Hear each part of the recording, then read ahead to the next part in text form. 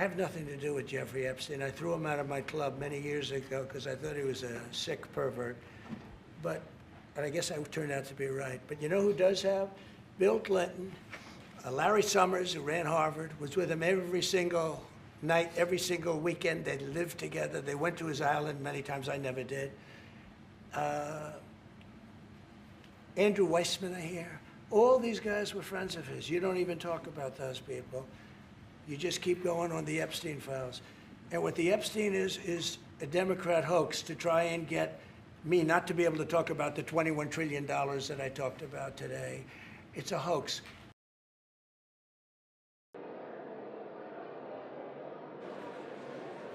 On this vote, the yeas are 427, the nays are 1. 2/3 being in the affirmative, the rules are suspended, the bill is passed, and without objection, the motion to reconsider is laid on the table.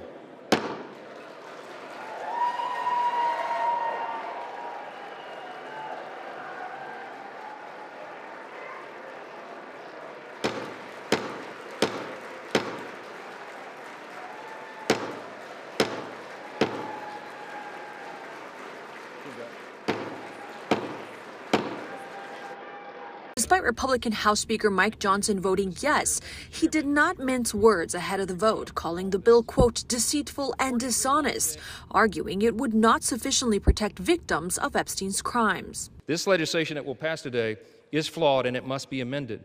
So now we rely upon our partners in the other chamber to get that done. That chamber is the Senate, where Senate Minority Leader Chuck Schumer urged members to take up a vote as early as today. Survivors agreed, issuing a message to President Donald Trump Tuesday morning. I am traumatized. I am not stupid. You have put us through so much stress, the lockdowns, the halt of these procedures that were supposed to have happened 50 days ago. A reference to Arizona Democratic Representative Adelita Grijalva, who waited 50 days before she was officially sworn in.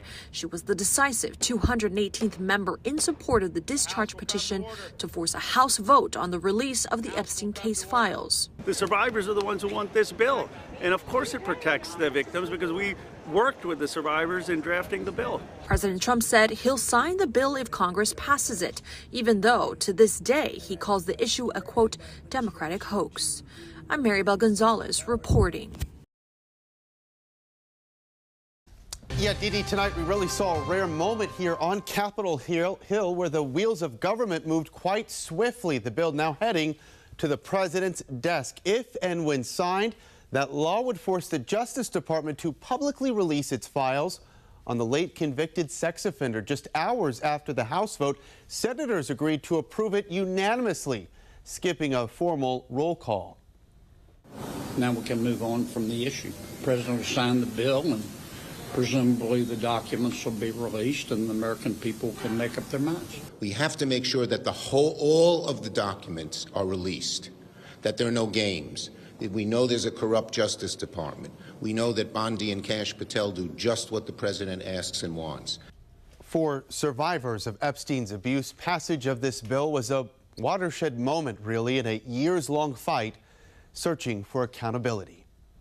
We have not been heard for so long, and I think the power of being heard and being recognized and being validated is incredibly healing. Live look over the White House there tonight. No official word directly on the bill signing by President Trump at this hour. Now it forces the release of all files, as mentioned, within 30 days here, while allowing the DOJ to redact information about victims or any continuing investigations.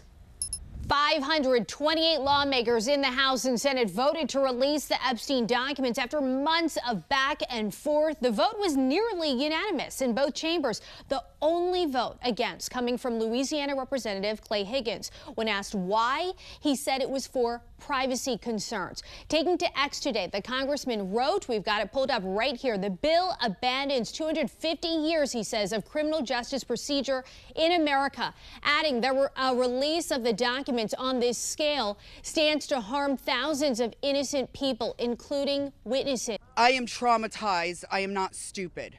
And to the President of the United States of America, who is not here today, I want to send a clear message to you. I do understand that your position has changed on the Epstein files, and I'm grateful that you have pledged to sign this bill. I can't help to be skeptical of what the agenda is. My sister is not a political tool for you to use. And we keep getting asked this. What does justice mean, you ask? It starts with acknowledgement. This was me at 14 years old. I was a child. I was in 9th grade. I was hopeful for life and what the future had held for me. He stole a lot from me. I have a 14-year-old daughter myself, the same age I was. And when I look at her, I see the little girl I used to be, the one that no one protected. My greatest fear in this entire world is history repeating itself.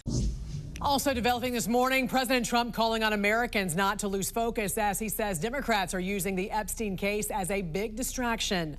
Trump is expected to sign the Epstein measure approved by both the House and Senate yesterday. In a post online, he wrote, "I don't want Republicans to take their eyes off all of the victories that we've had, having created the hottest country anywhere in the world." The bill will order the Justice Department to release all unclassified materials related to Epstein and co-conspirator Ghislaine Maxwell that is not protected by the courts. Already tens of thousands of pages of documents have been released, so it's unclear if there will be any new information. As far as the Epstein files is, I have nothing to do with Jeffrey Epstein. I threw him out of my club many years ago because I thought he was a sick pervert. But I guess I turned out to be right. But you know who does have?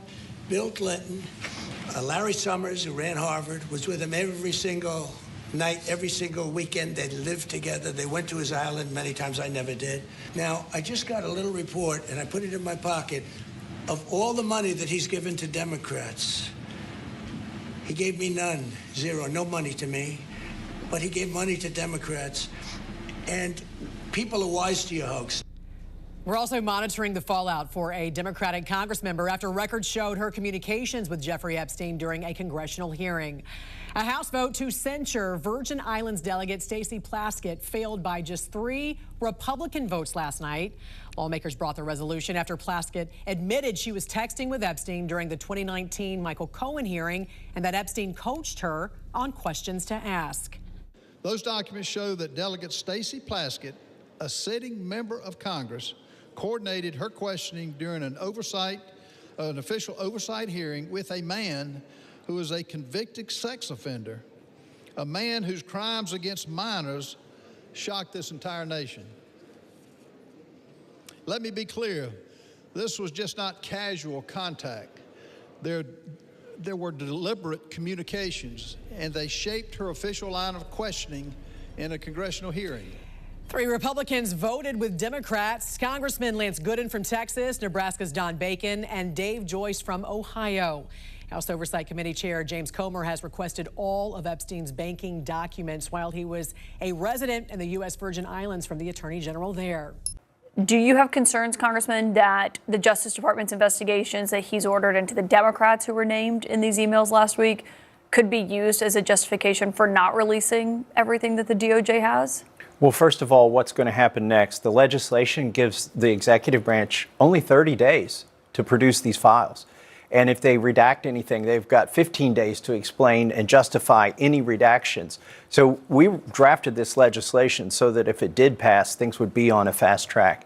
And it is true that if they start investigations in one sort of silo of area of these Epstein files, they could block or delay. It won't delay it forever, but they could delay releasing those files there. But here's the thing, there are 1,000 victims and there are so many perpetrators. They can't open enough cases to block all of the Epstein files and to protect all of these perpetrators. So even if they do these, what seem to be partisan investigations, that's another thing that bothers me about the announcement the president made is he named Democrats and things that he was going to investigate.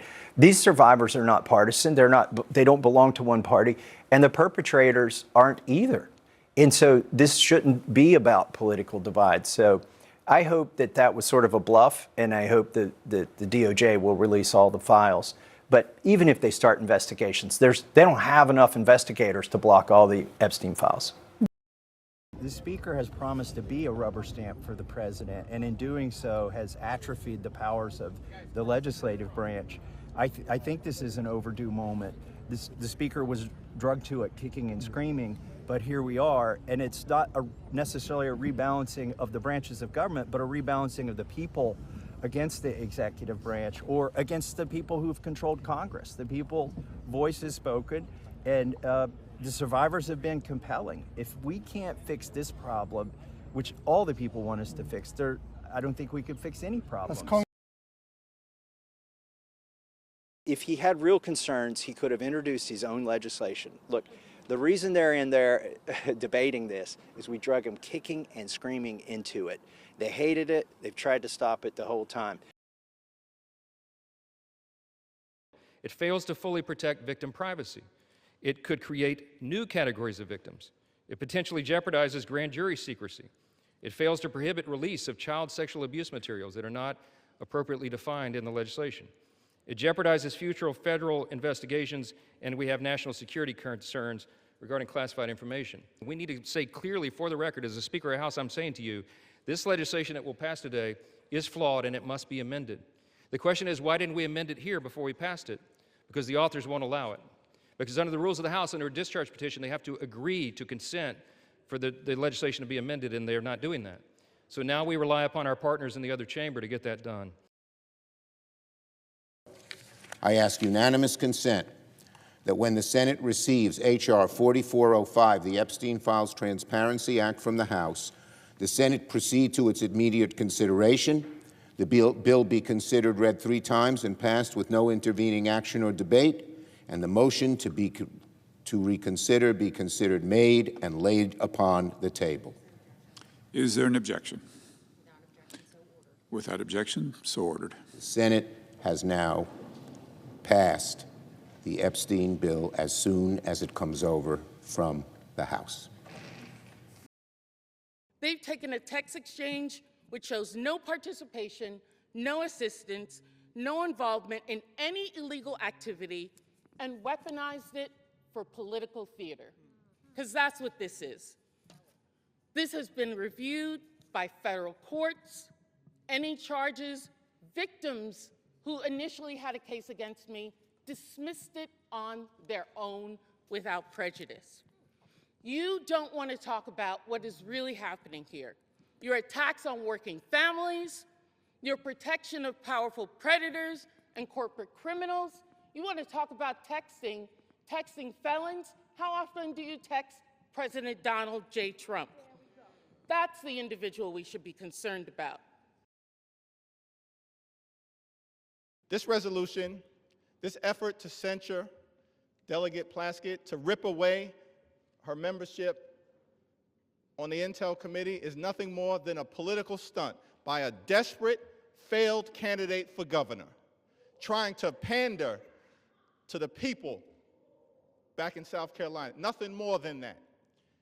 You want to make the statement about who's brought disgrace to the House? The actions of this House Republican majority have brought disgrace to the House of Representatives from day one of this presidency. The actions that you continue to engage in will have consequences.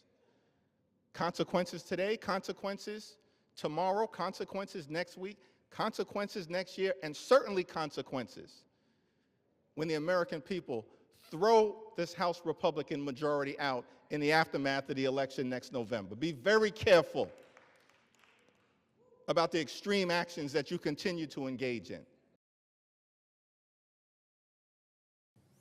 The House has now spoken in an overwhelming fashion, and Senate Republicans must step up. Because the public is fed up with waiting around to get to the bottom of the Epstein files. The Senate should move without delay to pass it unamended and send it on to the President's desk to be signed into law. We should pass this bill as soon as possible, as written, and without a hint of delay. We have to make sure that all of the documents are released, that there are no games, that we know there's a corrupt Justice Department. We know that Bondi and Kash Patel do just what the president asks and wants.